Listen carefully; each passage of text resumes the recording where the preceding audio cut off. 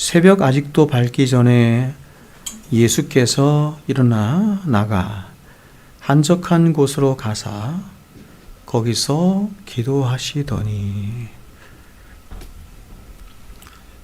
이 땅에 33년 동안 사람의 몸을 입고 오셔서 사시면서 그 누구보다도 자주 하셨던 우리 주님의 기도를 우리가 본받기를 원하옵나이다. 이 시간 말씀을 통하여 그 주님의 모범된 기도를 잘 배워서 우리도 주님처럼 기도의 사람들이 다 될 수 있도록 우리에게 은혜를 더하여 주시옵소서. 예수님의 이름으로 기도하옵나이다. 아멘.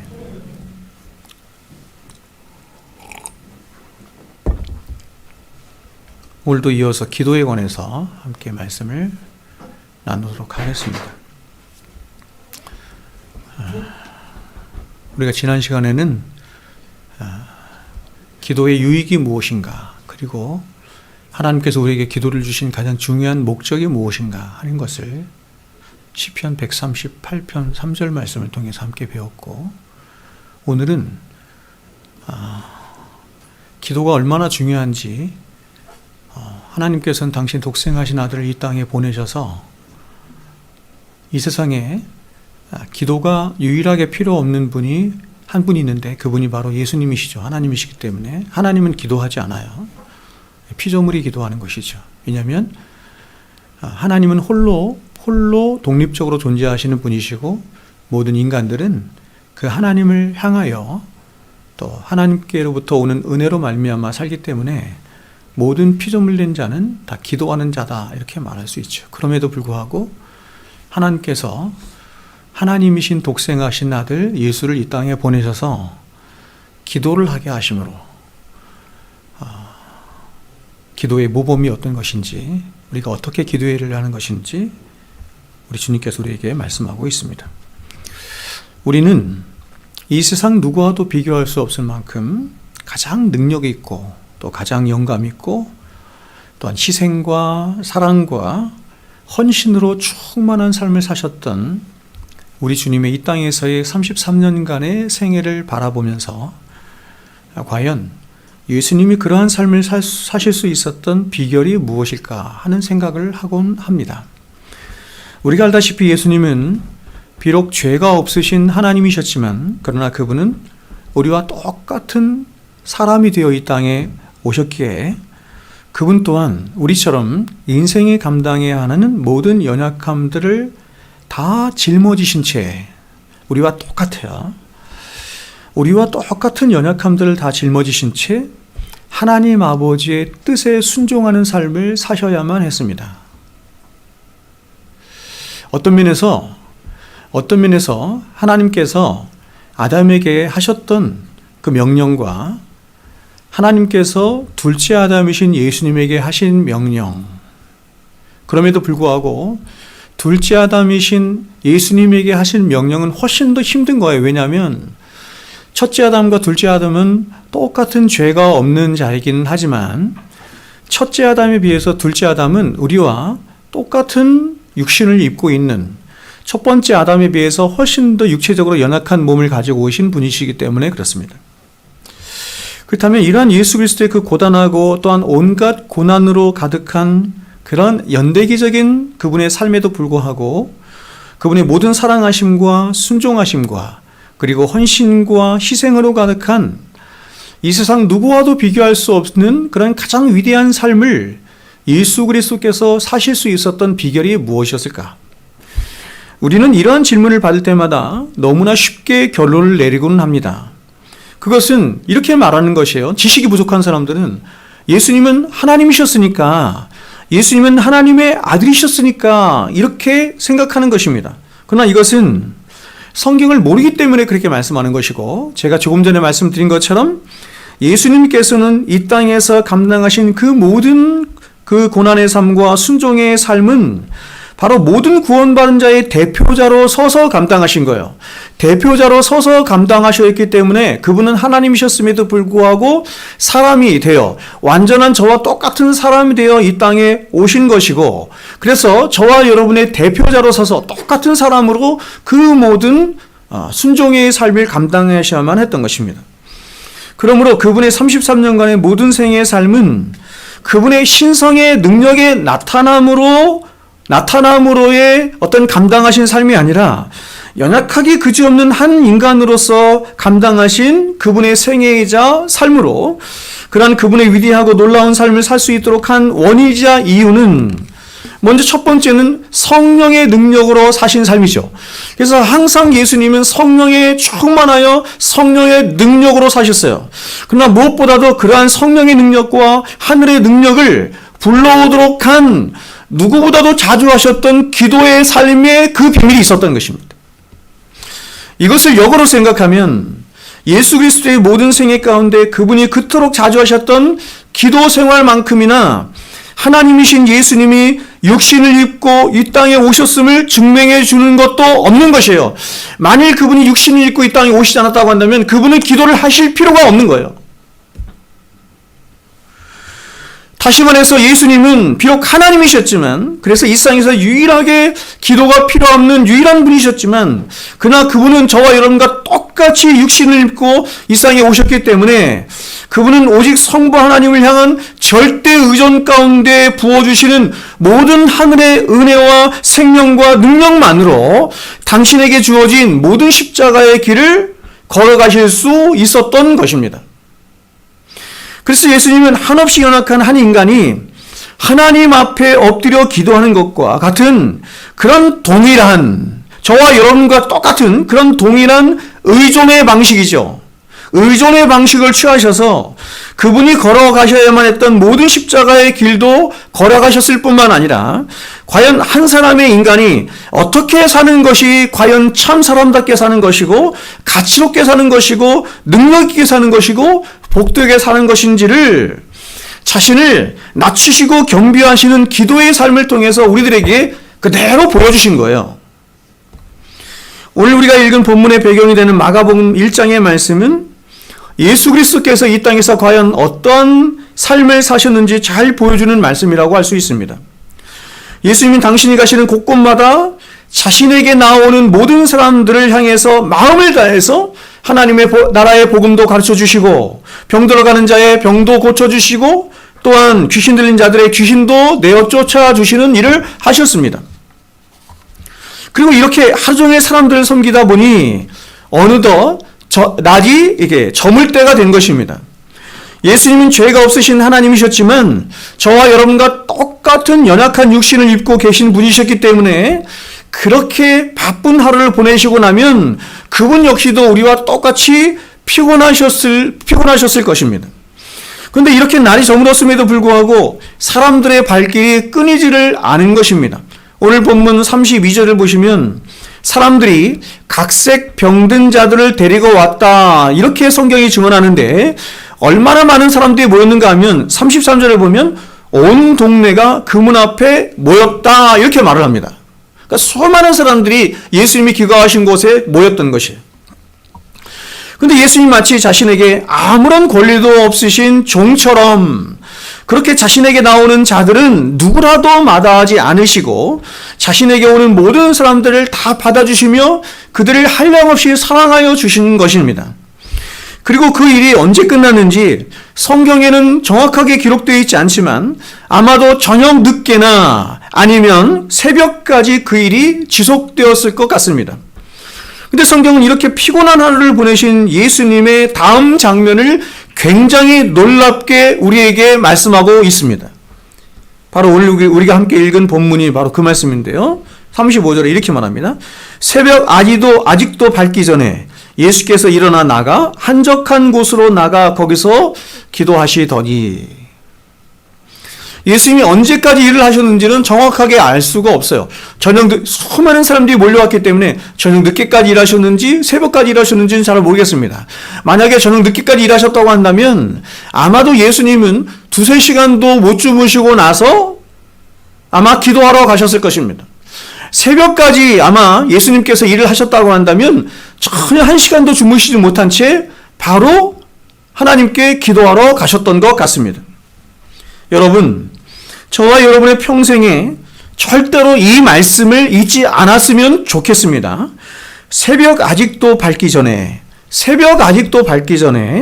예수께서 일어나 나가 한적한 곳에 가사 거기서 기도하시더니, 예수님과 저와 여러분의 형편은 똑같아요. 똑같은 육신을 가지고 계신데 예수님은 그렇게 피곤한 자신의 몸을 이끌고 하나님 앞에 가장 피곤하고 힘든 순간에 하나님 앞에 나가서 기도하고 계시는 것입니다. 그러나 여러분, 이러한 주님의 모습에 비해서 오늘날 저와 여러분이 가지고 있는 모습은 너무나 어떤 면에서 한심하고 연약하기 짝이 없습니다. 오늘날 교회 안에 있는 많은 사람들이 이러한 주님의 모습과 달리 수많은 핑계들을 대면서 기도를 등한시하고 있는 것입니다. 그래서 여러분, 저 같은 목사가 기도하십시오 혹은 기도해야 합니다 라고 말할 때면 많은 분들은 저에게 이렇게 이야기를 하는 것입니다. 목사님, 저도 기도해야 한다는 것을 얼마든지 잘 알고 있습니다. 그리고 기도할 것입니다. 그러나 지금은 제가 여러 가지 형편상 기도할 상황이 아니기 때문에 조금 형편이 좋아지고 여유가 되면 제가 반드시 기도할 것입니다. 이렇게 말하는 것입니다. 그러나 여러분, 저는 이러한 분들에게 다시 이렇게 질문을 드리고 싶은 것입니다. 그렇다면 당신에게 기도할 수 있는 때는 과연 언제입니까? 언제쯤이면, 그리고 어떤 상황과 어떤 형편이 되면 당신은 하나님 앞에 나와 기도하시겠습니까? 자, 여러분, 우리가 신앙생활 하면서 절대로 속지 말아야 할 한 가지 사실이 이것인데, 그것은 저와 여러분의 평생의 삶에 우리가 기도할 수 있는 형편이나 처지는 절대로 오지 않는다는 것입니다. 왜냐하면 그것은 우리의 안과 밖에서 우리로 하여금 기도하지 못하도록 하는 수많은 핑계들과 우리 안에 있는 죄로 말미암은 핑계들과 처지들과 환경들과 더 나아가서 기도하지 못하게 하는 원수 대적마귀가 우리와 평생 함께 할 것이기 때문에 그렇습니다. 여러분, 우리가 편안할 때는 편안하기 때문에 기도하지 않는 것이 우리의 심사이죠? 너무나 당연하게 생각합니다.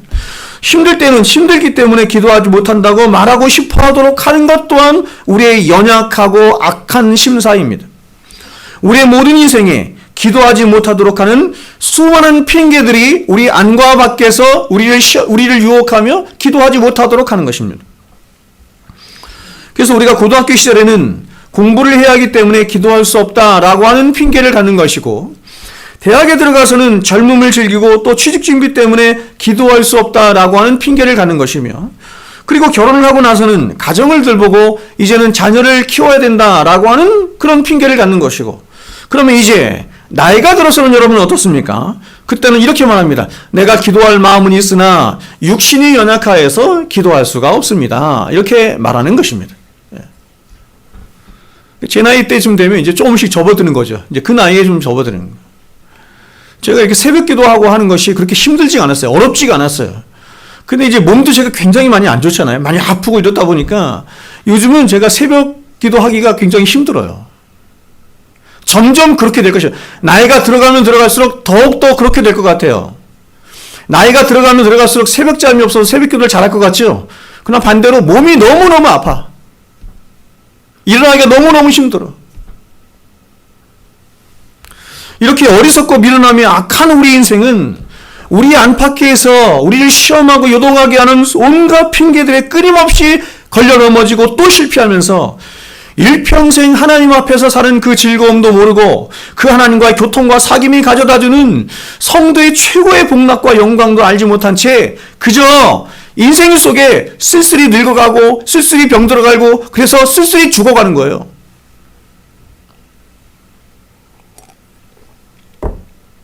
모든 인간은 여기에 갇혀 있어요. 모든 인간은 생로병사. 그치? 모든 인간은 여기에 갇혀 있어요. 사람들은 다 늙어갈 것입니다. 다 병들어가요. 그리고 다 죽어가요. 근데 어떤 사람은 기도로서 영광스럽게 늙어가고 기도로서 영광스럽게 병들고 기도로서 마지막에 영광스럽게 죽어갈 것입니다. 근데 어떤 사람은 쓸쓸히 늙어가는 거예요. 비참하게 병들어가는 거예요. 아주 고독하게 죽어가는 것입니다. 왜요? 기도하지 않기 때문에. 목사님, 그렇게 기도가 중요한 것입니까? 예, 그렇습니다. 그러면 여러분, 우리는 절대로 우리의 환경이 우리의 믿음 생활이나 기도 생활을 도와줄 것이라고 생각해서는 안 돼요. 그건 마귀가 하는 얘기예요.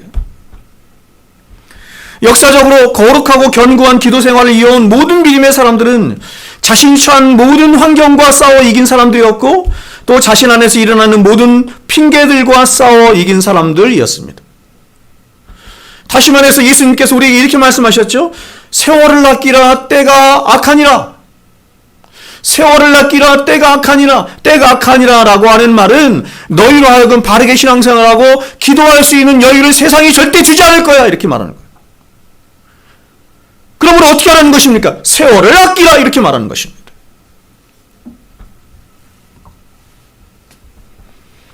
기도할 수 있는 환경이나 처지를 기다리지 말고 오히려 그런 모든 처지와 환경을 극복하고 넘어서서 더 적극적으로는 뭐예요? 세월을 아끼라. 적극적으로 대가를 지불함으로, 세월을 삼으로 기도의 시간을 확보하라는 것입니다. 이게 성경의 가르침이에요. 우리는 수많은 핑계들을 갖지만 성경은 절대로 그렇게 말하지 않아요. 그러므로 여러분, 흔들리지 않는 믿음 생활과 그리고 견고한 기도 생활을 위해서는 우리에게 처한 환경이나 처지의 도움이 필요한 게 아니라 바로 절대로 포기하지 않고 또 끈기 있으며 핑계하지 않는, 더 나아가서 어떤 대가를 치러서라도 반드시 나는 하나님과 교통하는 기도의 생활을, 이 기도의 시간을 확보하겠다는 그런 저와 여러분의 절대적인 이 기도에 대한 우선순위와 집요한 열심과 대가 지불이 있어야 하는 거예요. 요즘 보니까 김우중 씨가 다시 나오더라고. 김우중 씨가 무슨 이병헌인가요? 그분을 무슨 아들로 삼았다 그런 얘기가 나오던데 정확하게 제가 모르겠습니다. 제가 늘 말씀드리지만 김우중 씨가 한 말이 세상은 넓고 할 일이 많다. 신앙생활하는 저와 여러분에게 그 같은 거짓말은 없다. 세상은 넓고 할 일은 많아. 그거 해서 뭐 할 건데요, 여러분? 절제가 필요한 거예요. 내가 인생임을 알아서, 하나님 앞에 죄인되고 인생임을 알아서 짧게 살아가는 80년, 90년 살잖아요, 지금.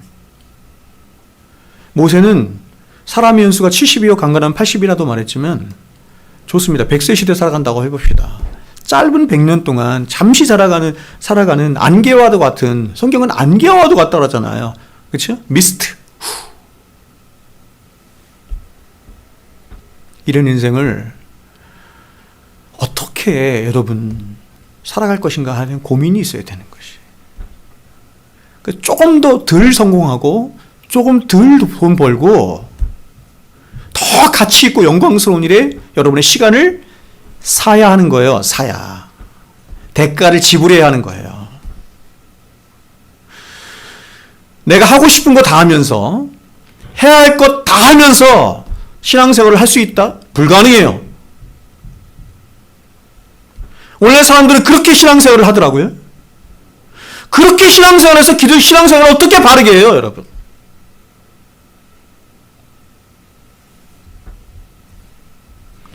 여러분, 예수님 한번 보십시오. 지금 예수님은 기도할 수 있는 여건이나 환경이나 어떤 상황이 조성되었기 때문에 기도하러 가신 게 아니에요.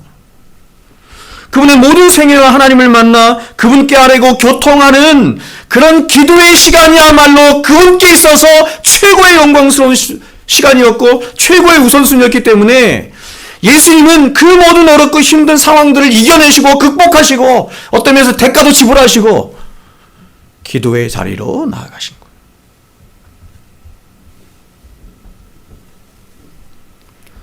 자, 그렇다면 우리는 이러한 예수님의 기도를 통해서 어떤 교훈들, 이 기도에 관한 어떤 교훈들을 얻을 수 있는지 몇 가지 살펴보겠습니다.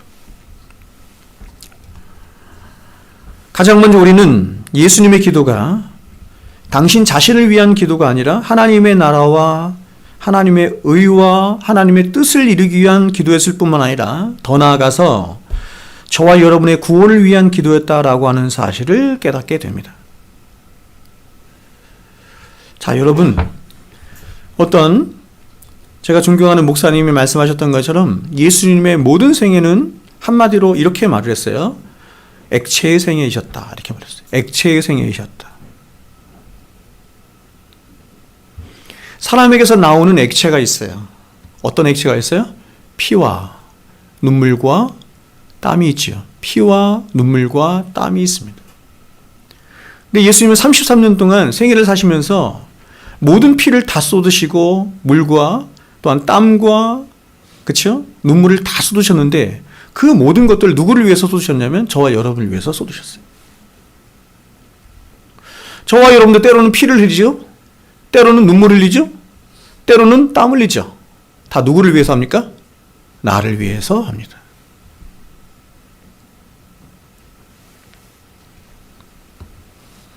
이러한 사실은 예수님이 이 땅에 오신 궁극적인 목적과 그리고 그분이 우리에게 가르쳐 주신 주기도문을 통해서 얼마든지 우리는 깨달아요. 주기도문의 기도가 바로 주님이 사신 그 생애를 보여주고 있습니다. 하나님이신 예수님이 사람이 되어 이 땅에 오신 목적은 크게 두 가지입니다. 먼저 하나는 하나님 당신의 영광을 성자 하나님이신 예수 그리스도를 통해 보여주시고 나타내시기 위함입니다. 저거 좀 끌 수 있어요? 더운데 저 뒤에 좀 꺼주세요.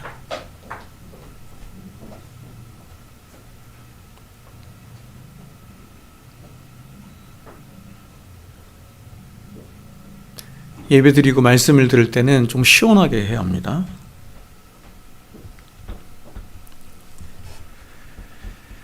먼저 한 가지는 이것인데 하나님 당신의 영광을 성자 하나님이신 예수 그리스도를 통해서 보여주시고 나타내시기 위함이에요. 성경은 이렇게 우리들에게 말해요. 고린도후서 4장 6절에 어두운 데 빛이 빛이라 말씀하셨던 그 하나님께서, 이게 창조에 관한 이야기를 말하는 거잖아요. 이게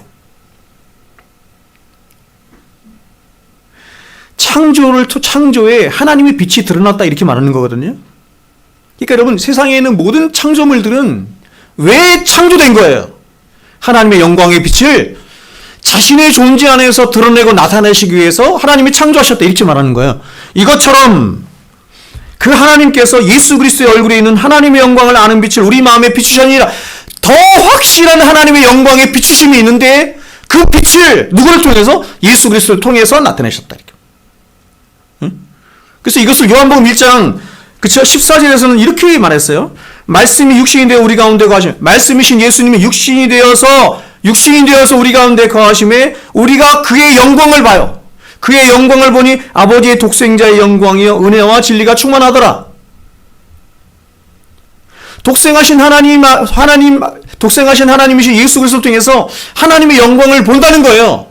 그분의 말씀과 그분의 가르침과 그분의 행동과 그분이 하신 모든 일들 속에, 그분의 인격 속에 하나님의 영광이 나타나는 거예요. 근데 그 영광의 모든 핵심이 뭐냐면 은혜와 진리였다 이렇게. 제가 수요일날도 말씀드렸지만 왜 그러면 은혜와 진리예요? 왜 은혜와 진리예요? 이게 핵심이거든요. 왜 예수님이 이 땅에 하나님의 영광을 온전히 담아가지고 사셨는데 왜 은혜와 진리의 핵심이? 저와 여러분의 구원을 은혜와 진리가 이루기 때문이에요.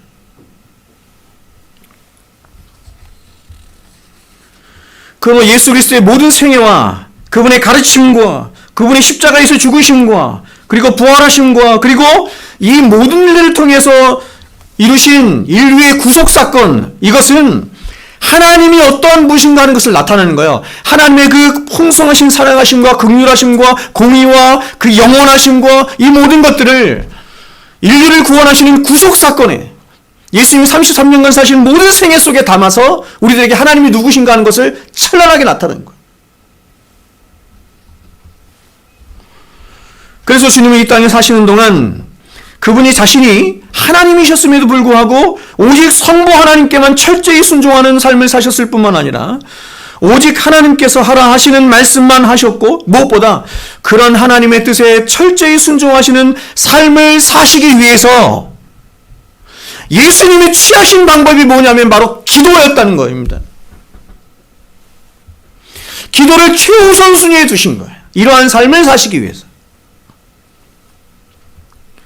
그러면 결국 주님이 제자들이 가르쳐주신 주기도문의 기도는 다른 것이 아니라 바로 예수님 자신이 이 땅에서 자신이 사신 삶을 기도로서 나타내신 것이고, 또한 그분이 하나님 앞에 나아가 일평생 간구한 기도 제목들이 바로 어떤 것이었는지를 주기도문을 통해서 말씀하신 거예요.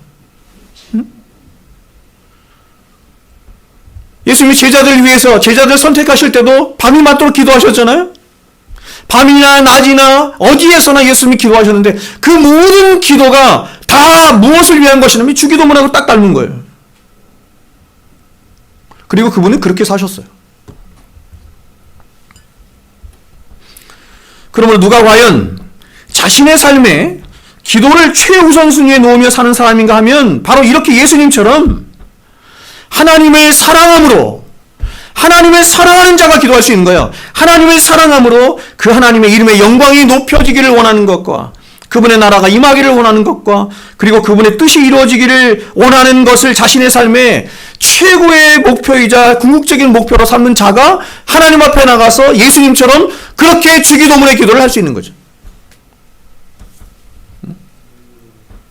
하나님을 어떻게 생각하느냐, 내가 하나님을 어떻게 생각하고 그분을 어떻게 믿느냐에 따라서 기도의 내용도 달라지는 거예요. 어떤 사람은 무엇을 먹을까 마실까 입을까 이거 구하지 말라고 하는데 맨날 그것만 구해. 그러면 그 사람이 알고 있는 하나님은 염라대왕인 거예요.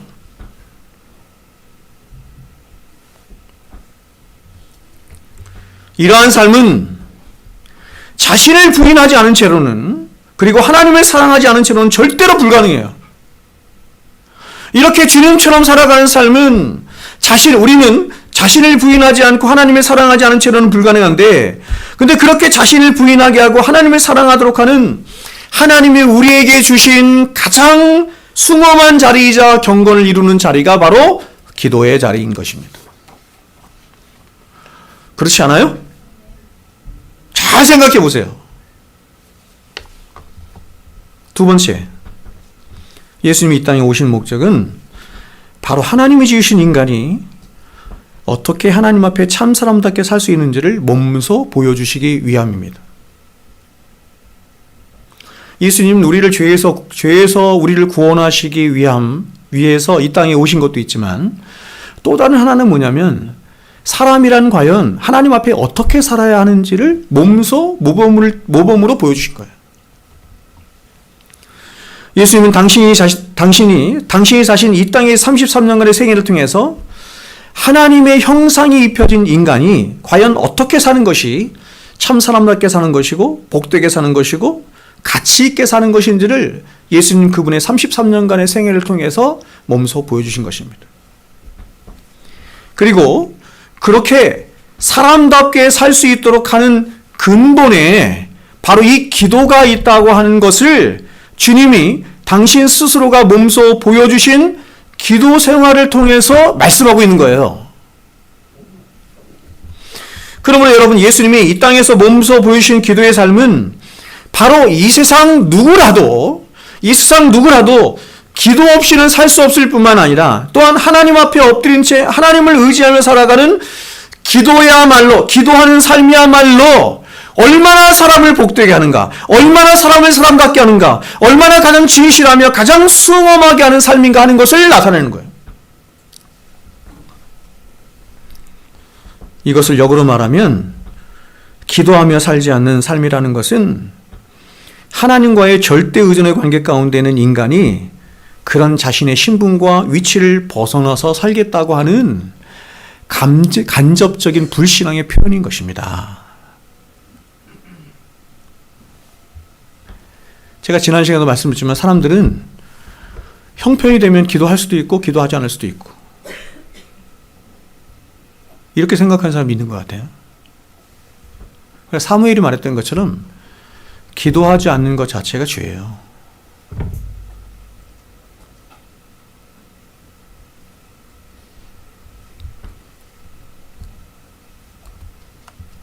여러분, 예수님이 한없는 능력이 한없이 많으실 뿐만 아니라 아무런 흠도 없고 점도 없는 예수님이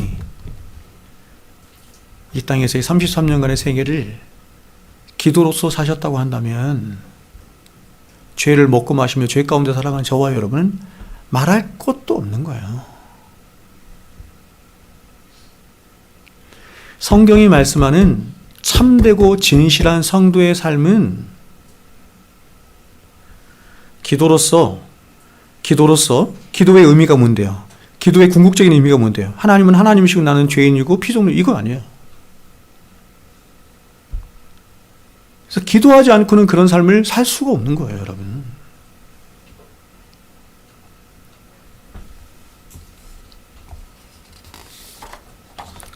우리는 기도하지 않은 채, 그래서 하나님을 의존하지도 않고 하나님과 교통하지도 않으며 더 나아가 하나님께 묻지도 않은 채 하나님 주신 일반 은총 안에서 우리 자신의 힘과 능력만으로도 얼마든지 세상도 이기고 고난도 이기며 잘 먹고 잘 살 수 있어요. 특별히 오늘날처럼 물질적으로 풍요한 시대에 사람들은 교회에 와서 신앙 고백도 하고 예배도 드리고 말씀도 듣지만 이게 굉장히 공허한 거 뭐냐면 삶으로 나아가서는 자신의 힘과 능력만으로 얼마든지 풍족하게 살 수 있는 것처럼 그렇게 생각이 되어져요. 그렇기 때문에 사람들은 하나님을 의존하여 살아가도록 하는 이 기도의 필요성을 점점 이 물질이 풍부한 세계 안에서는, 문명이 점점 발전한 세상에서는 이게 못 느끼는 거예요. 마치 이스라엘 백성들이 광야에서는, 제가 말씀드렸죠, 광야에서는 매일 하나님의 만나를 내려주시고 메추라기를 내려주셨기 때문에 광야는 물도 없고 양식도 없고 아무것도 없잖아. 그래서 하나님은 맨날 그들을 먹이시고 입히시지 않으면 살 수가 없었어요.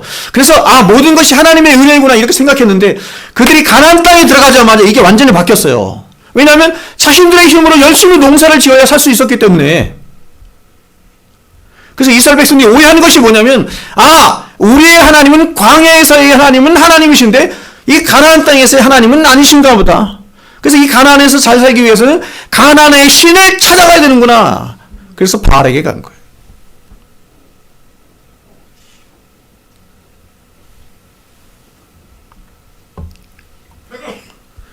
그러나 여러분, 이렇게 하나님 없이 혹은 하나님을 의존하지 않고 하나님과 교통하지도 않은 채 홀로 씩씩하게 자신에게 있는 돈을 의지하고 힘을 의지하고 건강도 의지하면서, 그래서 세상도 이기고 고난도 이기며 살아가는 모습을 하나님이 가장 미워하시고 슬퍼하시는 거예요.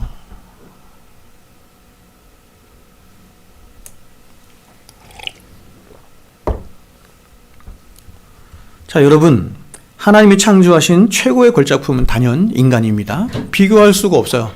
비교할 수가 없어요. 천하보다 귀하다고 하셨죠, 한 영혼이. 한 사람의 가치가 하나님이 주신 천하보다도 귀하다.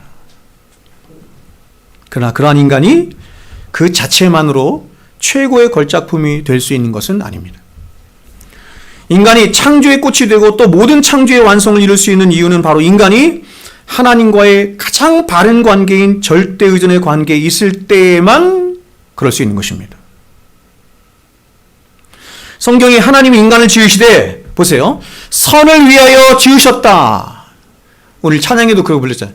사람아, 선한 것이, 하나님께서 선한 것을 보이셨나니. 성경이 말하는 선이 무엇인지를 이 가사에도 그대로 있어.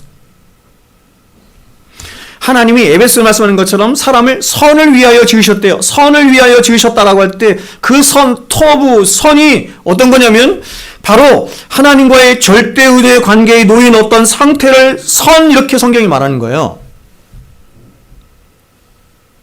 착하게 살고 윤리 도덕적으로 사는 것을 성경이 선이다 이렇게 말하지 않고, 그렇게 사는 사람은 하나님을 믿지 않는 사람도 굉장히 많아요. 불교에도 많고 무신론자도 많아요. 그래서 성경이 선이라고 안 하잖아요.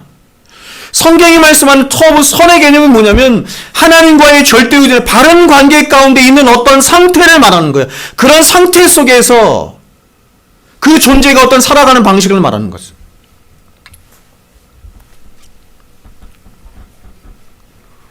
그러므로 여러분, 하나님을 의존하지도 않으면서 내가 세상에서 사람들에게 선도 행하고 좋은 일도 하고 착한 일도 해요. 그럴 때 성경은 그 사람이 하나님 앞에 선한 일을 했다 이렇게 평가하지 않는다는 거예요.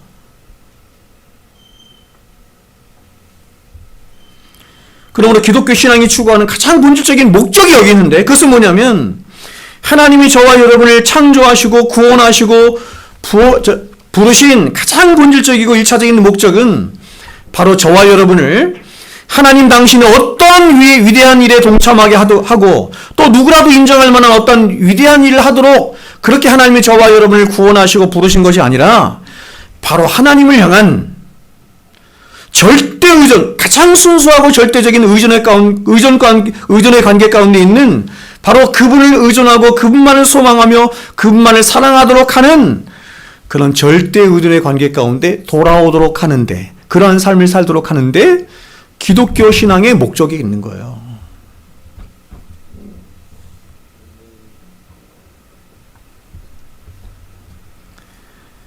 그러니까 여러분이 세상에서 돈을 막 수백억 수천억을 벌었어요. 수백억 수천억을 벌었어. 그렇죠? 근데 하나님을 향한 의존의 마음이 없이 하나님을 향한 진실한 사랑하는 마음이 없이 그 많은 돈을 가난한 사람들을 위해서 다 쓰고 교회를 위해서 써도 아무 소용이 없는 거예요. 그것은 결국 바리새인의 의밖에 안 되는 거예요. 자기의 의를 위해서 사용한 것밖에 안 되는 거라니까요.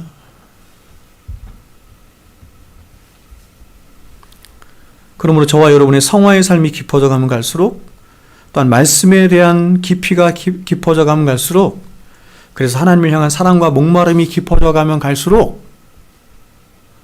성도에게 나타나는 성도의 신앙생활에 가장 깊어져야 하는 것이 뭐냐면 그게 기도인 거예요.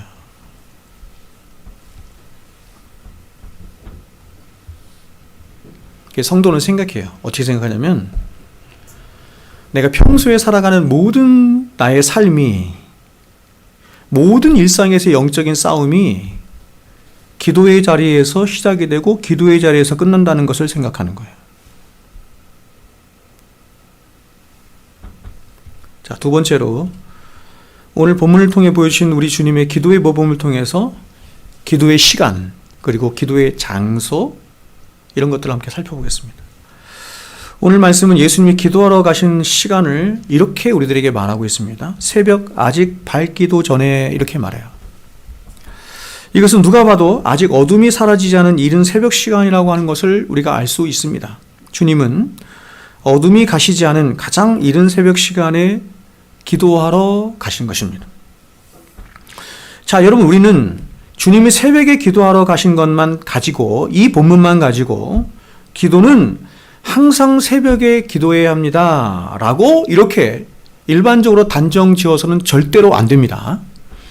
왜냐하면 우리가 성경을 보면 주님은 새벽에만 기도하시지 않고 마태복음 14장을 보면 밤에도 기도하러 가셨고 또 누가복음 3장에서는 한낮에도 기도하셨어요. 그러니까 성경이 증언하는 것은 뭐냐면 예수님은 항상 기도하신 분이지 새벽에만 기도하신 분이 아니다 이런 말을 절대로 말씀하지 않는 거예요. 그래서 이런 이유로 어떤 목사님은 오히려 새벽 기도의 무용론을 이야기하면서 그 이유를 몇 가지로 말을 합니다. 첫 번째 이유는 뭐냐면 새벽 기도는 우리나라에서 시작된 기도인데 그런데 그 기원이 뭐냐면 바로 이방 종교나 샤머니즘에서 기원했다 이렇게 말하는 거예요. 우리 어머니들이 많이 그렇게 했죠. 우리 어머니들이 새벽에 정한수 한 그릇 떠놓고 자식이 잘 되기를 바라는 마음으로 빌고 빌었어요. 이게 샤머니즘적 기도라고 해요. 근데 우리나라의 새벽 기도가 여기에서 왔다는 거예요. 그렇기 때문에 새벽 기도를 하면 안 된다 이렇게 말하는 거 첫 번째. 두 번째는 굉장히 과학적인 근거인데 사람의 신체 리듬상 새벽 기도가 안 맞는다 이렇게 말하는 거죠.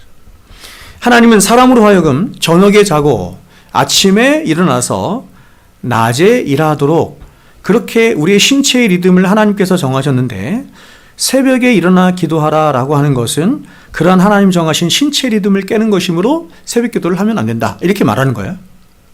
세 번째 이유는 사람들이 새벽에 나와서 기도하는 대부분의 이유가 복을 달라고 하는 기복신앙이 있기 때문에 이 얘기를 굉장히 많이 하는데 기복신앙이 있기 때문에 그런 사람 너무 많다는 거예요. 새벽에 기도하는 사람들이. 그래서 막 새벽에 막 1000번 기도하고 막 이러잖아요. 작전 기도도 하고. 그러므로 기복사상으로 하는 이 새벽 기도는 하면 안 된다, 이렇게 말하는 것입니다. 저는 여러분 이 세 가지 이유가 어느 정도는 다 일리가 있는, 근거가 있는 이야기라고 생각해요. 그러나 이러한 논리 또한 새벽 기도를 하지 말아야 할 어떤 일반적인 근거도 될 수 없을 뿐만 아니라, 이러한 논리들은 기도를 바르게 하지 못하는 데서 오는 부작용일 뿐이지 새벽 기도를 통해서 누리게 되는 많은 유익들에 비하면 아무것도 아닌 것입니다. 여러분, 저는 기도는 오직 새벽에만 해야 하는 것이라고, 새벽 기도를 그렇게 절대시 하는 것은 절대로 성경이 지지하는 바가 아니라고 믿어요. 그러나 여러분, 저와 여러분이 여러분의 경험에 말해주듯이 확실한 한 가지가 있어요. 그것은 뭐냐면, 아주 특별한 경우를 제외하고는 우리가 새벽에 기도하지 않으면 그 한날 중에 우리가 하나님 앞에 나가서 기도할 수 있는 그런 시간이나 환경이 거의 주어지지 않는다는 것입니다. 또한 혹시 그런 시간이나 환경이 주어진다 할지라도 거의 대부분의 사람들은 기도하지 않는다는 것입니다. 그러면 예수님은 왜 새벽에 기도를 하셨을까요? 아니, 예수님뿐만 아니라 역사상 가장 뛰어난 거의 대부분의 믿음의 거장들은 다 새벽에 기도를 했거든요. 새벽에 기도하고, 새벽에 하나님 만나고, 새벽에 말씀 묵상하고. 우리가 잘 알고 있는 종교개혁자 마틴 루터, 요한 칼빈, 요한 웨슬레, 조세프 라인, 조나단 에드워즈, 그리고 수많은 청교도들, 거의 대부분의 사람들은 모두가 다 한결같이 새벽을 깨운 사람들이었습니다. 새벽을 깨워서 뭐 했겠어요? 하나님 만나고 기도하고 말씀 묵상하고. 대답은 의외로 간단합니다. 왜 이 사람들이, 예수님을 비롯해서 왜 이러한 영적인 거장들이, 믿음의 사람들이 다 새벽을 깨웠는가? 의외로 간단해요. 그것은 낮에는 일을 해야 하기 때문에 그렇습니다. 예수님도 낮에는 하나님 나라의 복음도 전하시고 병자도 고쳐주시며 영혼들을 돌보는 아주 분주한 하루를 보내셔야만 했습니다. 마찬가지로 저와 여러분 또한 낮에는 하나님이 불러주시고 맡겨주신 그런 일을 해야 돼요. 가정에서 아이들을 돌보는 일도 하고, 가정을 돌보는 일도 해야 되고, 직장에 나가서 일도 해야 하죠.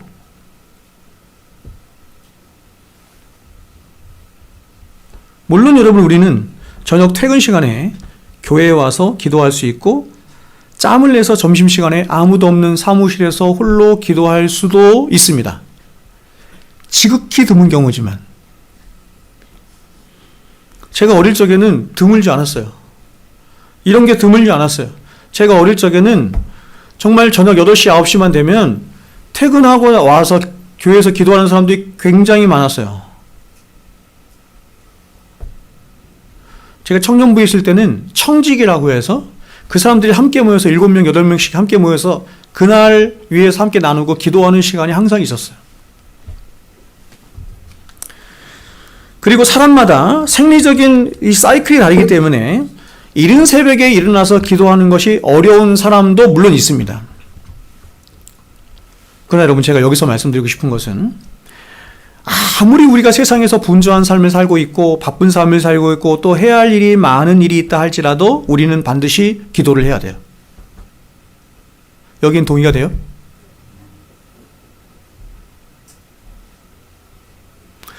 제가 아까 예수님께서 말씀하신 것처럼 세월을 살아, 이렇게까지 말씀하셨죠? 우리의 처지나 환경은 절대로 우리에게 기다려주지 않아요. 그래서 그런 핑계를 대는 건 안 되는 거예요. 그래서 우리는 한 사람도 빠짐없이 하루 중에 혹은 일주일 중에 최소한 몇 번이라도 하나님 앞에 나아가서 반드시 시간을 내서라도, 반드시 시간을 사서라도 하나님을 만나고 하나님께 아뢰며 하나님과 교통하는 기도의 시간을 가져야 합니다. 그런데 일반적으로 하루 중에 가장 기도하기 좋은 시간이 어느 시간이냐면 바로 새벽 시간이에요. 제가 조금 전에도 말씀드린 바와 같이 우리가 새벽에 기도하지 않으면 우리는 거의 기도하지 않을 뿐만 아니라 하나님이 우리에게 허락하신 하루의 일과를 시작하기 전에 하루의 시간들을 정화하며 또 하루 동안 있을지 모르는 여러 유혹들과 도전들에 대처할 영적인 준비들을 갖출 수 있는 가장 좋은 시간, 가장 첫 번째 시간, 새벽 시간이에요. 여러분은 아침에 일어나자마자 가장 먼저 무슨 생각을 하십니까? 혹은 아침에 여러분의 머리를 지배하는 생각은 어떤 생각입니까? 혹시 어제 처리하지 못한 일이 먼저 생각납니까? 아니면 여러분을 괴롭히고 있는 여러분의 마음을 근심하게 할 만한 어떤 사람이나 혹은 어떤 일이나 사건들이 생각이 납니까? 저와 여러분에게 있어서 주어진 하루는 그냥 그렇게 하루하루 먹고 살기 위해서 주어진 시간도 아니고 아무 뜻 없이 보내도록 하나님께서 허락하신 하루도 아니에요. 이 하루는 하나님이 주신 하루죠. 저와 여러분에게 주어진 오늘 하루는 저와 여러분이 살아야 할 분명한 이유와 목적이 있는 하나님이 우리에게 허락하신 하루예요. 이 하루의 주인이 내가 아니라 하나님이에요. 그래서 하루를 시작하기 전에 하나님과 함께 시작하는 것은 너무나 당연한 거예요. 우리가 아침에 눈을 떴을 때 가장 먼저 바로 우리의 인생의 주인 되시고 생명의 주인 되신 하나님을 먼저 생각하고 하나님을 대면하고 그 하나님과 함께 말씀으로 묵상하고 기도로 시작하는 것은 우리에게 주어진 우리에게 허락된 하루 24시간의 삶을 하나님과 동행하기 위해서 영적인 토대를 쌓는 이 새벽에 그쵸 말씀과 기도로 시작하는 이 삶을 쌓는 것은 너무나 당연한 것입니다. 그래서 우리가 아는 청교도들은 하루를 시작하기 전에 하나님의 거룩한 은혜로 그들의 마음이 적셔지기 전까지는 그들은 아무리 바쁜 일이 있고 아무리 급한 일이 있어도 기도의 자리를 떠나지 않았다고 합니다.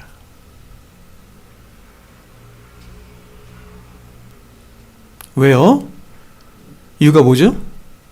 자신에게 주어진 24시간 삶이 내 시간이 아니라 내 날이 아니라 주님의 날이라고 생각했기 때문이에요. 그래서 내가 주님과 함께 동행할 수 있는 영적인 기반과 토대와 영적인 환경과 이것이 내가 이 새벽에 하나님과 이루어지지 않으면 이 사람들은 철저했는데 자신에게 의미가 없다고 생각, 그날 하루가 의미가 없다고 생각한 거예요. 여러분 어떻게 생각하세요? 너무 과하다고 생각하세요? 청교도들이 그렇게 했어요? 여러분 이른 새벽에 교회에 나와서 기도하지 않아도 괜찮습니다. 다만 아침에 일어나서 어떠한 주님과의 대면이나 교통도 없이 그저 떠나지 않는 눈을 비벼가면서 억지로 비벼가면서 별 생각 없이 분주하게 하루를 시작해서는 안 돼요. 그건 성도의 바른 자세가 아니에요. 비록 교회에 나와 기도하지 못해도 하루를 시작하기 전에 최소 30분 전에 일어나서 아무리 분주한 일이 있어도 먼저 일어나서 말씀과 기도로 우리들의 마음을 정화하고 우리들의 심령을 하나님의 거룩한 은혜로 채우는 일이 먼저 우리에게 필요한 것입니다. 그리고 반드시 일주일 중에 하루 이틀이라도 기도의 골방에 나아가서 하나님을 깊이 만나는 시간을 반드시 가져야 돼요. 이거 기도의 골방이죠. 이 땅을 살아가는 모든 성도들이 이 지상에서 누릴 수 있는 최고의 복락이자 모든 이 축복의 통로가 바로 이 기도의 골방의 자리인 줄 알아서, 그리고 무엇보다 저와 여러분을 자녀 삼아주신 우리 하나님이 우리를 향해서 기대하시는 최고의 자리가 바로 기도의 자리인 것을 알아서 절대로 핑계하지 말고 골방에 나아가 하나님을 만나야 되는 것입니다.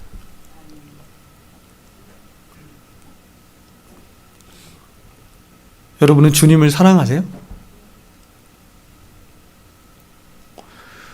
누가복음 같은 데 보면 주님께서는 우리에게 사랑을 요구하시는데 얼만큼 사랑을 요구하시냐면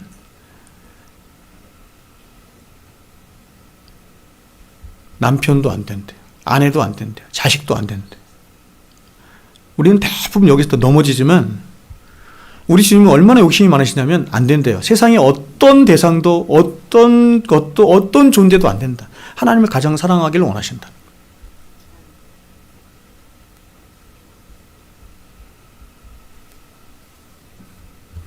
그래서 하나님이 그렇게 하나님을 사랑하는 마음으로, 우리가 누굴 사랑하게 되면 자꾸 만나고 싶어 하잖아요. 대화하고 싶어 하잖아요. 그래서 주님이 우리를 그렇게 사랑하신 것처럼 우리도 그렇게 주님을 사랑하기를 원해서 주님과만 가장 은밀히 만나는 기도의 자리를 하나님께서 가장 우리에게 원하시는 거예요.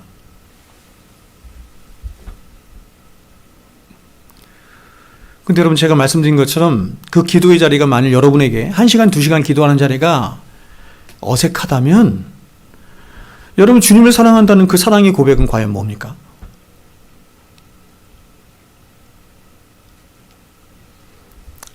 세 번째, 기도의 장소에 대해서 보겠습니다. 오늘 본문은 예수님이 기도하신 장소를 한적한 곳 이렇게 말해요. 히라보 원문에 더욱 가깝게 이것을 번역하면 이렇게 돼요. 고독한 장소 이렇게 번역이 돼요. 고독한 장소. 예수님은 가장 이른 새벽 시간에 일어나서 그 자리에서 기도하신 것이 아니라 구별된 장소, 한적한 장소, 고독한 장소를 찾아서 다시 말하면 이거죠. 하나님과만 은밀하게 만날 수 있는 장소를 찾아서 거기서 기도하신 거예요.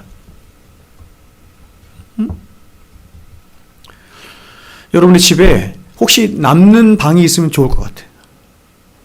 일어나서 아이들, 그렇죠? 남는 방이 없으면 거실에서 혼자 기도하세요. 우리가 기도할 때 우리의 일상이나 여러 분주함이나 그리고 각종 소음으로 가득한 이 세상으로부터 우리를 분리시켜서 하나님은 저와 여러분을 분리시키길 원하세요. 군중들로부터 분리시키길 원하시고 세상으로부터 분리시키길 원하시고 분주함으로부터 소음으로부터 분리시키길 원하세요. 오직 하나님의 음성만 들을 수 있는, 오직 하나님과만 사랑의 관계를 사랑의 대화를 나눌 수 있는 그것을 우리를 분리시켜서 그곳에서 아주 은밀하게 주님을 만나고 주님과 교통하고 주님과 사귀고 주님께 아뢰도록 그렇게 하기를 원하시는 거예요. 여러분이 물어보겠습니다. 여러분은 평생에 그러한 시간을 몇 번이나 가졌어요? 몇 번이나 가졌냐고.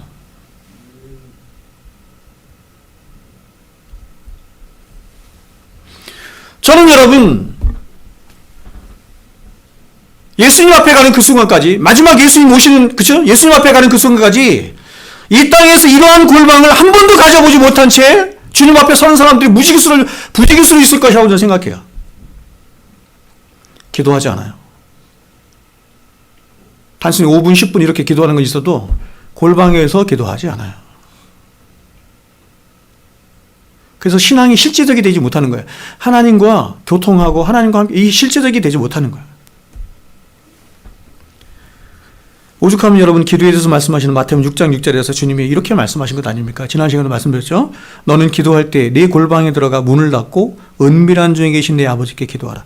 은밀한 중에 보시는 내 아버지께서 갚으시리라. 자, 여러분 지금 우리가 읽은 이 마태복음 6장 6절의 말씀을 보면 너라고 하는 단어가 4번 등장하거든요. 너라고 하는 단어가 4번 등장하는데 히라보 원문에는 4번이 아니라 6번 등장해요. 6번. 무슨 말이냐면 이게 지금 하나님의 마음이, 우리 주님의 마음이 여기에 녹아 있는 거 아닙니까? 바로 골방에 들어가서 문을 닫고 이렇게 말하는 거죠. 오직 너만 아시고 너만 사랑하시는 자처럼 오직 너만 만나기를 기뻐하시는 그 하나님 앞에 너의 중심을 다해서 그렇게 기도하라 이렇게 말씀합니다. 누구도 이 사이에 끼어들어서는 안 된다. 그 어떤 것도 어떤 생각도 어떤 것도 끼어들어서는 안 된다.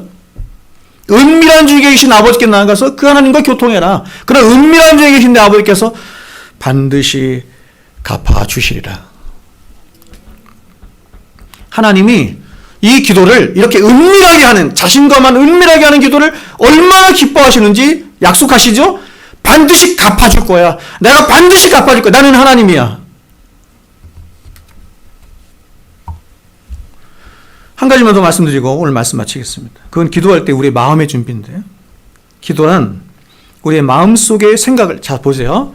기도란 우리의 마음속에 있는 생각을 하나님이 주신 우리의 언어로 고백하는 것을 기도라고 해요. 아멘이세요? 자, 제가 여러분 100% 정리되지 않았기 때문에 아직 제가 이 부분에 관해서 설교를 하지 않았지만, 그래서 방언으로 기도하는 것은 잘못하는 거예요.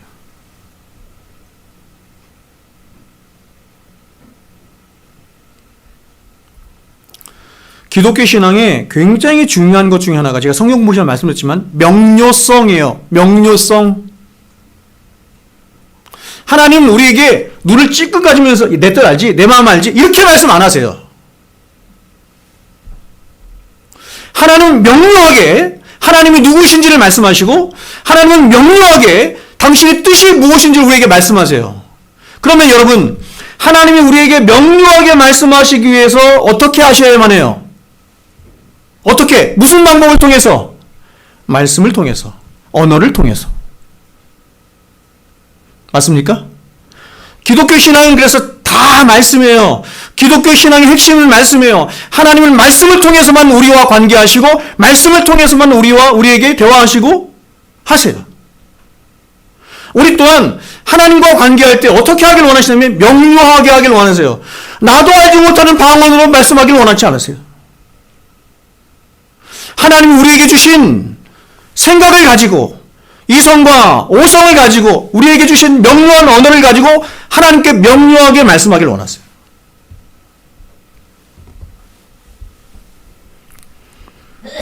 맞습니까?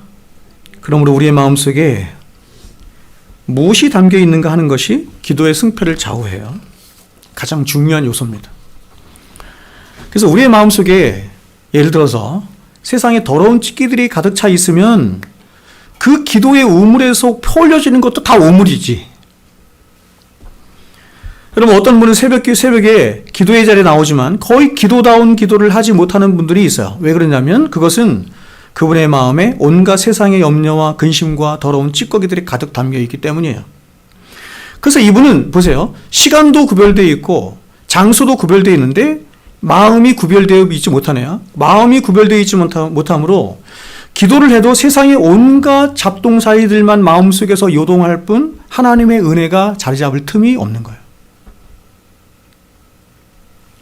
그러므로 우리가 기도하기 전에 마음의 정돈을 하는 일은 굉장히 필요한 것입니다. 또한 우리들이 심령의 우물에 맑은 생수의 물이 없어서 우물이 다 말라 있다면 아무리 기도의 두레박을 던진다 할지라도 어떤 생수의 물도 길러낼 수가 없는 거예요. 하나님을 향해서 명료하게 내가 기도를 해야 되는데 그 명료성을 갖는 진리가 없으므로, 다시요, 하나님 말씀이 없으므로. 그러므로 우리의 마음을 언제나 순결한 하나님의 말씀의 언어들로 가득 채워야 하는 이유가 여기 있는 거예요. 여러분, 어떤 분은 기도를 해도 5분 기도하고 나면 나 기도할 게 없다 이렇게 말을 하죠. 이유는 뭐냐면 그분 안에 말씀이 없기 때문에. 하나님은 말씀 가운데 우리와 만나주시고 말씀 가운데 우리와 인격적인 교통을 하시고 말씀 가운데 우리에게 은혜를 베풀어 주세요. 다른 방식으로는 절대로 하지 않으세요. 기독교 신앙은 관계예요. 관계를 맺는 거예요.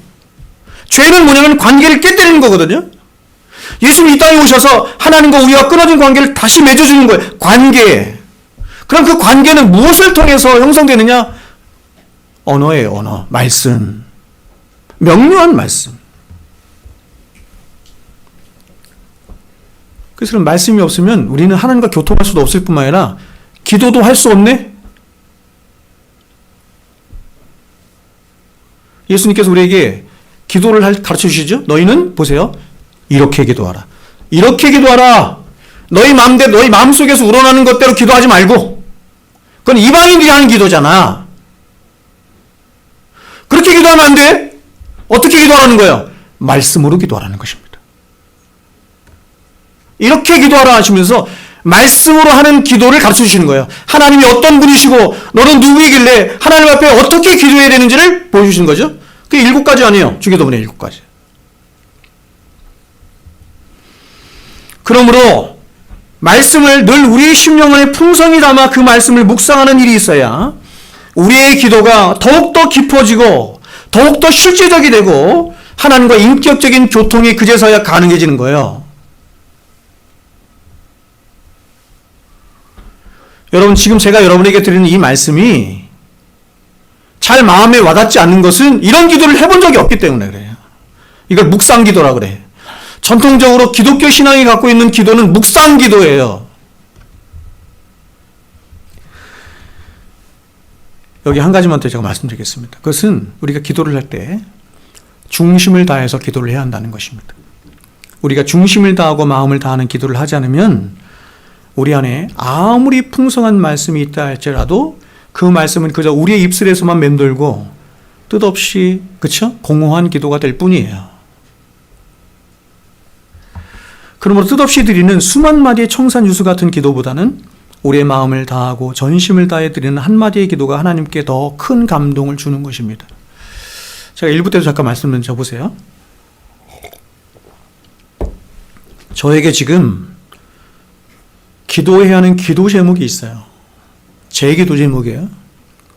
그럼 이 기도 제목을 놓고 제가 기도하는 것과 예를 들어서 우리 김현지 선생님이 계시는데 중보 기도가 얼마나 여러분 그렇죠? 순전한 기도입니까? 세상에서 가장 순전한 기도를 중보 기도라고 한다잖아요. 그러면 우리 김현지 선생님이 저의 그 문제를 놓고 기도했어요. 하나님이 어떤 기도를 더 받으실까요? 말씀해 보세요.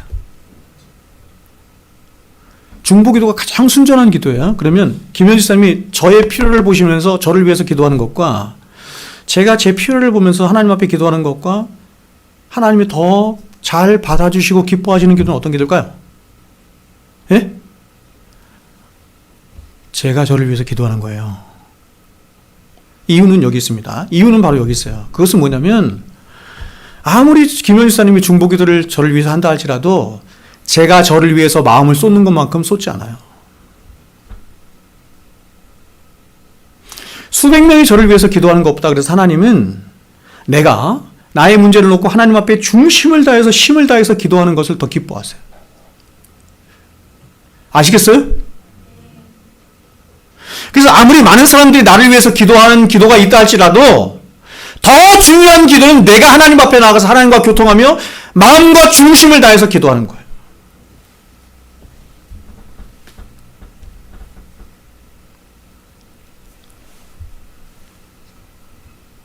마음을 다해서 기도하지 않으면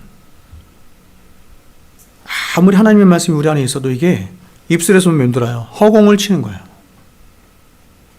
제가 말씀드렸죠? 기도를 할 때 꼭 소리내서 기도할 필요는 없어. 사람마다 성향이 다르니까. 어떤 사람은 굉장히 내적인 사람이 있잖아요. 그렇죠? 한나처럼 그냥 마음속으로 기도하는 사람이 있어. 어떤 사람은 크게 소리내야만 하는 사람이 있어요. 상관없어요. 옛날에 저희 합동측 같은 교회는 여기서 기도할 때 막 크게 기도하고 그러면 막 뭐라고 했으면 내쫓았고 그러거든요. 그러면 안 되고 다 괜찮아요. 중요한 건 뭐냐면 마음을 쏟는 기도를 해야 합니다. 제가 부목사 시절에 새벽기도 나오시는 어떤 집사님이 계셨거든요. 지금 장로님 되셨더라고. 새벽기도 나오시는데 1년 365일 하루도 빠지지 않고 나와. 기도를 이분 공무원이셨거든요. 어디예요? 안양인가 그쪽 공무원이셨는데 하루도 빠지지 않고 기도를 나와요. 그리고 하루도 빠지지 않고 1시간 동안 기도하다가 가. 근데 하루도 빠지지 않고 1시간 동안 기도하는 내내 자.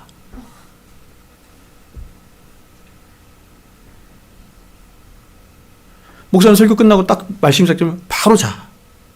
그리고 어떻게 그렇게 정확한지 1시간 딱 끝나면 딱 눈 떠. 그리고 거기서 바로 출근해. 아무리 그렇게 기도해야 소용없는 거예요. 단 하루를 1시간을 와서 기도해도 어떻게 기도해야 돼요? 마음을 쏟아내는 기도를 해야 하는 것입니다. 말씀 뵙겠습니다. 오늘 37절 말씀을 보시면 예수님이 기도하러 가신 후에 제자들이 예수님을 찾아가 이렇게 말하는 것을 볼 수 있어요. 모든 사람이 주를 찾습니다. 모든 사람이 주를 찾습니다.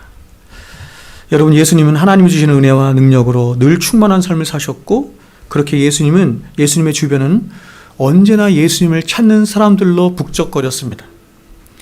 그렇다면 예수님이 그렇게 하나님 주시는 지혜와 능력으로 충만하실 수 있었던 비결이 무엇일까? 그것은 그 모든 지혜와 능력을 공급받도록 하는 기도에 있었기 때문입니다. 즉 주님은 바로 이 세상 그 누구도 알 수 없는 하나님과의 가장 긴밀하고 친밀하고 비밀한 교통이 있는 기도를 통해서 죄로 인해서 고통당하는 모든 인간들을 위로하시고 고치시고 채우시고 그들을 인도하실 수 있는 모든 지혜와 능력을 받으셨을 뿐만 아니라 그분이 감당하셔야 하는 모든 십자가의 길을 하나님이 주시는 은혜와 능력으로 의원히 갈 수 있었던 것입니다. 그러므로 여러분, 어떤 사람이 자신에게 주어진 믿음의 선한 싸움을 싸울 수 있는가 하면 또 어떤 사람이 예수님처럼 자신이 져야 할 십자가를 지고 예수님을 따라갈 수 있는가 하면 또 마지막 심판 때 나를 위하여 의의 멸관이 예비되었다라고 사도 바울처럼 그렇게 담대히 고백할 수 있는가 하면 그것은 세월 지나가면 지나갈수록 기도를 통해서 더욱 그 십자가만 그의 심령 안에 선명하게 세워진 자가 그럴 수 있는 것입니다. 그러므로 여러분, 말씀 읽겠습니다. 기도를 하는 사람을 가까이 하십시오. 기도를 하는 사람을 가까이 하시고, 가정에서든지 교회 안에서든지 세상 어디에서든지 가장 여러분 성도라고 하는 사람들 중에서 제일 위험한 사람 중에 하나가 누구냐면 기도하지 않는 사람이에요.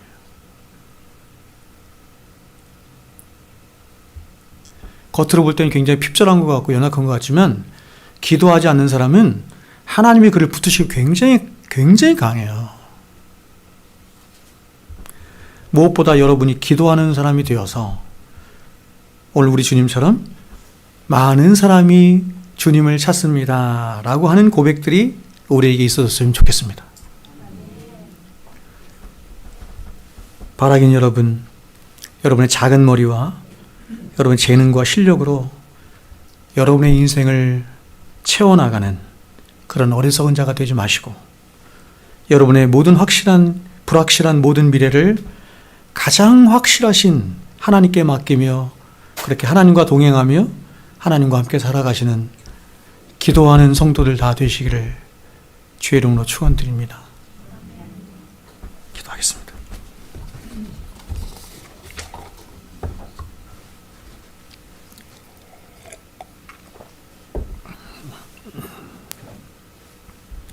성도의 모든 능력은 하나님의 은혜로부터 오는 것임을 고백합니다. 이 하나님의 은혜가 가득 채워지는 시간이 바로 기도의 시간인 줄로 믿사옵나이다.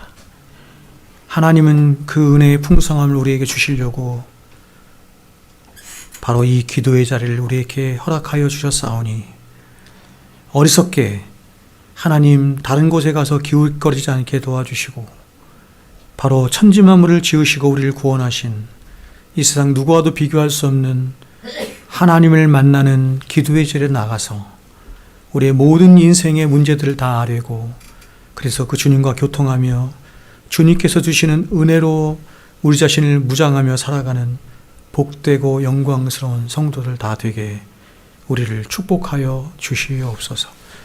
이제는 우리 구주 예수 그리스도의 은혜와 하나님 아버지의 사랑하심과 성령님의 교통 충만하심의 은혜가 이제로부터 기도하기를 결단하고 돌아가는 모든 성도들의 심령 위에 영원토록 항상 함께 있을지어다. 아멘.